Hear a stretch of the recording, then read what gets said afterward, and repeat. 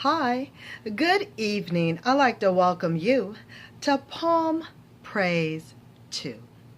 I do thank you for tuning in, and peace and blessings be upon you and your family this evening. Now we are going to get right back into the Black Man's Guide to Understanding the Black Woman. We are now in chapter number 9, which is entitled Housekeeping. And this is take 1, and it goes like this. Another way the black man can access the mental condition of the black woman is to examine the way she keeps house. Although traditionally a fine dresser, the black woman is subject to keeping a nasty house. She dresses impeccable to go out in the most spectacular outfit, but her home or apartment may be a wreck. There may be roaches, rats, and bed vermin. Note that if her house is dirty, she can't be right. She will continue to keep a dirty house if the black man continues to act like it's not important. She will spend long, grueling hours at her hairdresser and not be willing to spend 30 minutes a day cleaning her living quarters.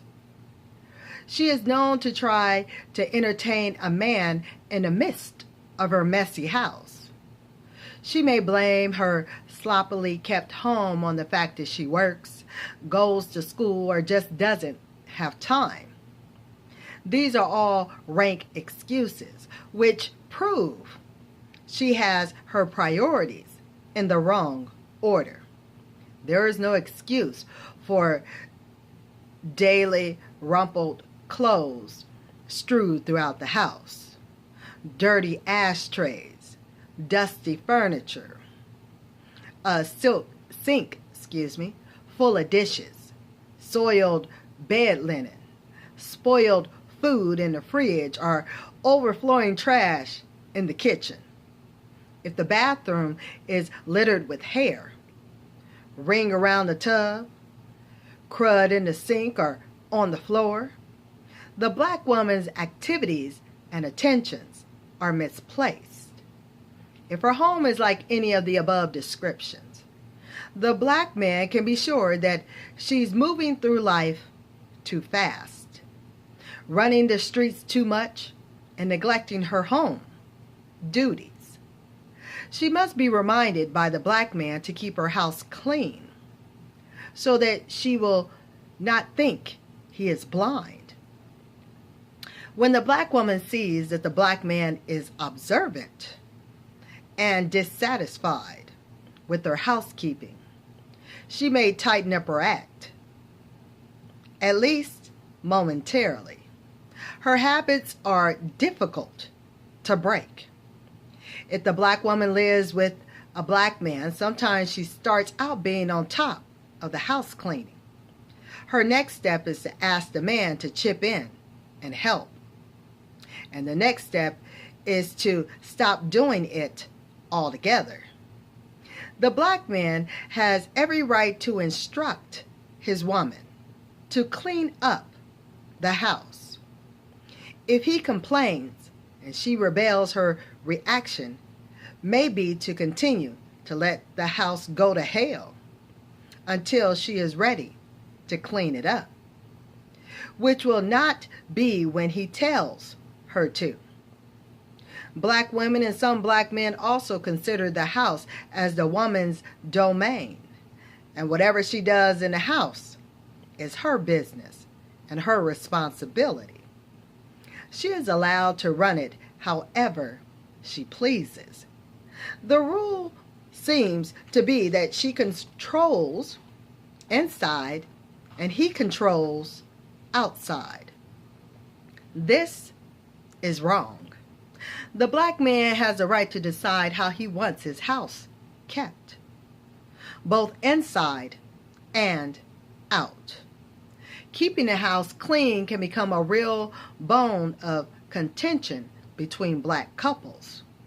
Black women associate keeping house for a man with being his maid, which has a somewhat negative connotation due to her being forced to be a maid during slavery.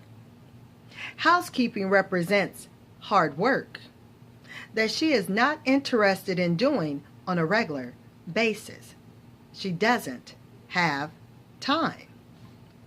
If the black man expects the black woman to hang up his clothes or take care of them and cook dinner on time, iron a shirt every once in a while, wash or scratch his head, rub his back, or do any kind of wifely duty, she may respond, "I ain't your mama," or "I'm not his slave," or "What's wrong with you? Get it yourself," or "I don't feel like it. I'm tired." If the black woman would spend more time making her home a heaven for the black man, he might want to stay in it more instead of looking outside for peace of mind. Keeping the house clean also gives the black woman less time for other foolishness she practices that bogs her down and steals her energy. No man wants to stay at home in a dirty house where he can't find a clean place to sit or lay. He also does not like it when his clothes are not clean and in place. The black woman thinks that he should take care of himself. She believes in unisex housekeeping. You take care of yourself, and I'll take care of mine. If the black man should leave to go out to an undesignated destination, she believes that she has a right to go out too.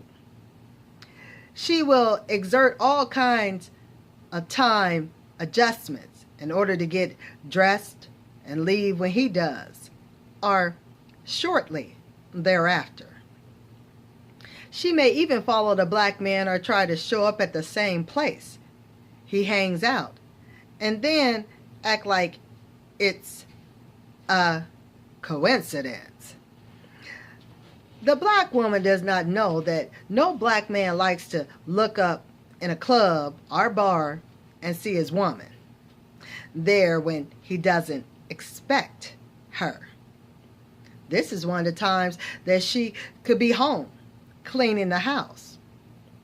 But her anxiety tells her that if he can go out, so can she. If she's at home, she wants him to be at home too. When she is ready to go to bed, she wants him to be ready to go to bed too. That's the black woman wants the black man home with her all of the time. Is an absolute contradiction to her real desire, because no woman wants a man under her feet every moment of the day, every day. She has other women type things to do. In spite of this, she remains determined to keep up with the black man, even if it means she has to neglect the house or herself. There is plenty for a woman to do at home on Friday and Saturday night other than party. When she does go out alone, she likes to pretend that she is unattached and unavailable. But mainly she likes to go out so she can flirt a little and be flirted with. This reaffirms for her that she is still attractive and still in demand. She does this every once in a while as a test to see if she can still catch the attention of a man. In order for her to be satisfied with her survey, the quality of the man must be good. If a jive or square dude makes a pass at her, it doesn't count. She may dance, act alluring, or perform brazenly to get attention from strange men. on the premise that she may just attract a good one. She wants to always keep her options open since she is admittedly dissatisfied with the black man she has. If she is angry with her man, she is more apt to go out night clubbing. She may return home later that night to her dirty house in complete disarray. She may be half drunk, stinking of tobacco and reeking with sweat, and never tell her man how low down she behaved in public. Black women do not just go out with other women just to have companionship or to be together. They can be together at home. They sometimes travel in packs when they go out so their motive will appear innocent enough. But if the black woman goes out clubbing at night alone or with her friends, she is looking for another man. Even if she only intends to fool around for that evening, she is up to no good. Make no mistake about her low intentions. She does not have any business being out at night by herself for the purpose of entertainment or in the name of having some fun. And she is wrong for trying to keep up with the black man by following him around. And she should be home before dark unless accompanied by a man or other security. Unless she is attending to an emergency. Certainly, an emergency could be classified as running to the store for food or beverages or similar permissible trips. Black women think that staying in at night, especially on the weekends, is an outdated, old-fashioned ideal designed to hold the black woman down. The black man should hold her down himself. Her so-called freedom and equality with the black man has put the black home in shambles. She can relax at home doing womanly things.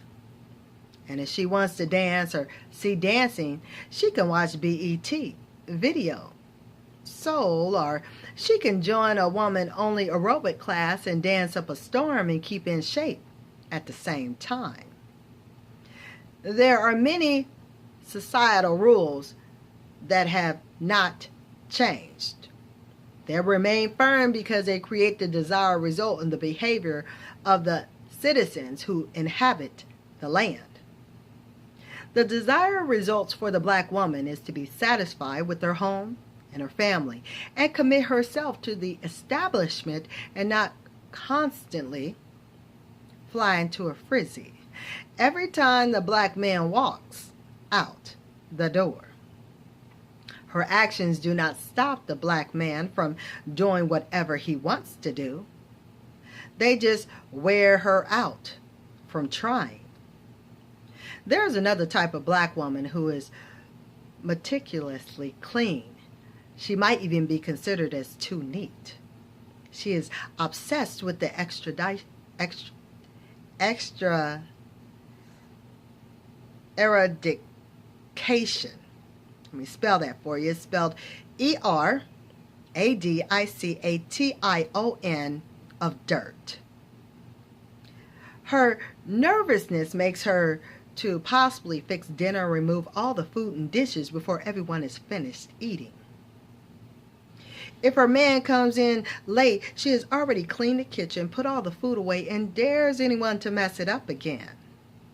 She feels that if the black man stays out past dinner hour, then he doesn't deserve to eat. The too neat black woman wants everything in place, including the black man. Subconsciously, this kind of black woman may try to clean up the external filth because of her high level of internal filth. She may brag to her friends that I got him trained, and he knows not to mess up anything or I'll have a fit. And to keep from hearing her mouth, sometimes the black man obeys her house rules as if he is a guest. And I'm going to end the first take right there on Chapter 9, Housekeeping. So please stay tuned to take number 2 of Housekeeping here on Poem Praise 2. I want you and your family to be blessed until I speak with you soon here on Poem Praise 2. Till next time. Later, y'all.